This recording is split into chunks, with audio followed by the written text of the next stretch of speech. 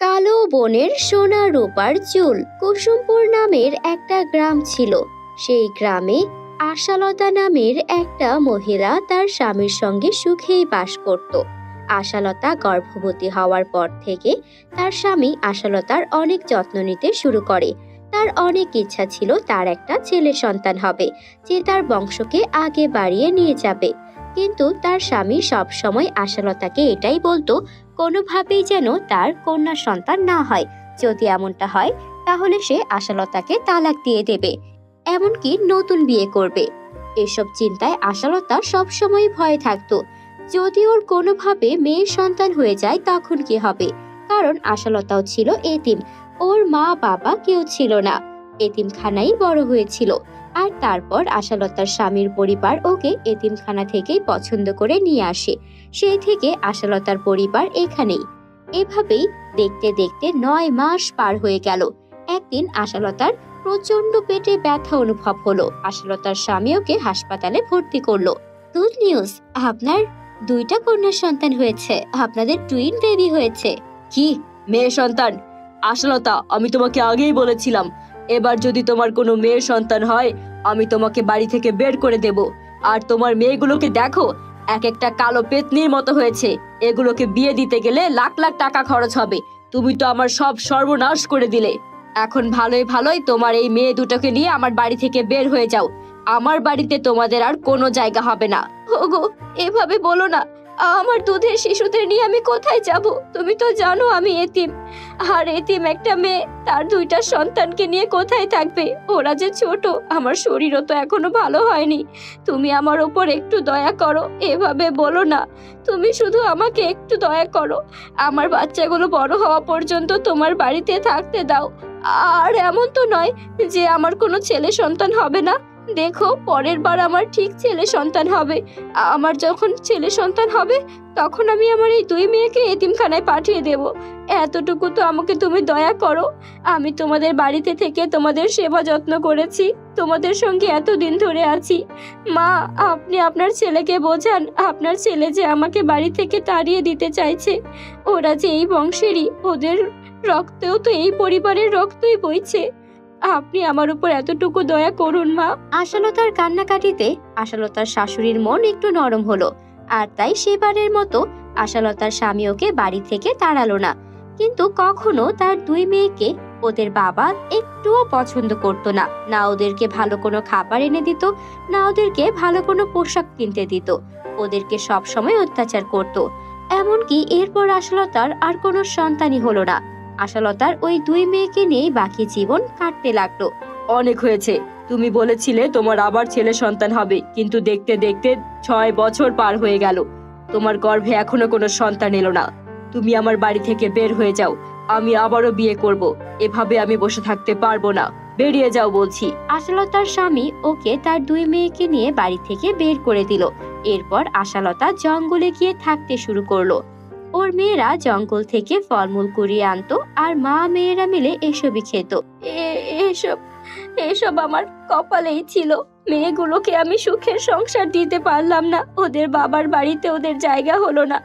এখন এই জঙ্গলের ফলমূল খেয়েই বা কতদিন চলবে? ওদেরকে পড়ালেখা করাতে হবে, মানুষের মতো মানুষ করতে হবে। হে আমার এক দুঃখের জীবন কবে শেষ হবে? এভাবে কি আমি মারা যাব? আমার মেয়েগুলোকে একটু সুখ শান্তি না দিতে পেরে এভাবে আর কতদিন? একটা মা তার সন্তানদের সুখের জন্য সব করতে পারে, আমিও তো সব করতে চাই, কিন্তু আমি মনে হয় কিছুই করতে পারবো না। আমার কপালে এত দুঃখ ছিল, আমার মেয়েগুলো এই দুঃখেই তাদের জীবন পার করবে। ওদের এই গায়ের কালো রং, সবাই তো গায়ের রং কালো ফর্সা এসব দিয়েই বিচার করে, কেউ তো মনটা চিন্তা করে না। আমার মেয়েদেরকে আমি যতই শিক্ষিত করাই না কেন, ওরা বড় হলে ওদের এই গায়ের কালো রঙের জন্য ওদেরকে মানুষের কাছে কথা শুনতে হবে। আশালতার কান্না দেখে তার 2 মেয়ে অনেক বেশি কষ্ট পেল। ওরা ঘর থেকে বেরিয়ে জঙ্গলের দিকে দৌড়াতে লাগলো। আপু, আমাদের জীবনটা কেন এভাবে শেষ হয়ে যাচ্ছে? শোন বোন, আমরা এখানে বসে থেকে আর কতদিনই বা মায়েকে এভাবে কষ্ট পেতে দেখবো। মা রোজ আমাদের জন্য রাতে কান্না করে। এর চেয়ে বরং আমরা কোনো পরীকে ডাকি। তুই গল্পে শুনিসনি যে পরীরা মানুষকে অনেক সুন্দর করে দেয়? আমরা যদি কোনোভাবে কোনো পরীদেরকে দেখতে পাই তাহলে তো পরীর কাছ থেকে আমাদের জীবনটা পরিবর্তন করার জন্য চেষ্টা করতে পারবো, তাই না? হ্যাঁ, এটা তুই ঠিক বলেছিস, কিন্তু আমরা পরীদেরকে কিভাবে ডাকবো? পরীরা কি আমাদের কথা শুনবে? পরীরা তো পরী রাজ্যে থাকে, পরীরা কেনই বা আসবে? আর তোর কি মনে হয় পরীরা আসলে কি আমাদেরকে সাহায্য করবে? পরীরা অনেক কঠিন কঠিন পরীক্ষা নেয়।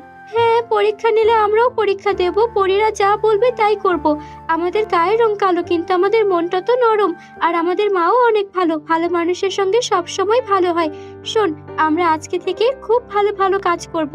আমরা জঙ্গলের পশু পাখির সেবা করব, অসহায় মানুষদেরকে দেখলে তাদেরকে সাহায্য করব।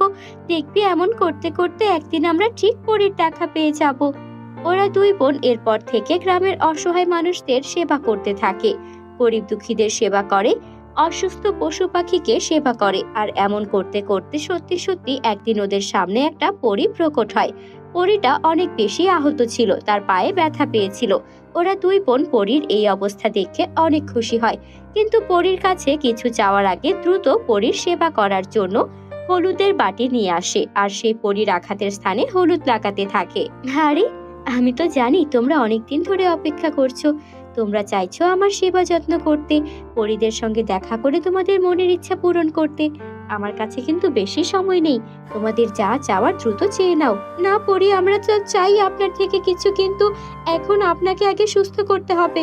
পৃথিবীতে আপনি বেশি সময় থাকতে পারবেন না, আর আপনার এই অসুস্থ পা নিয়ে আপনি উঠতে গেলে আবারও নিচে পড়ে যাবেন। আমাদের কিছু লাগবে না, আগে আমরা আপনাকে সেবা করে সুস্থ করে নেই।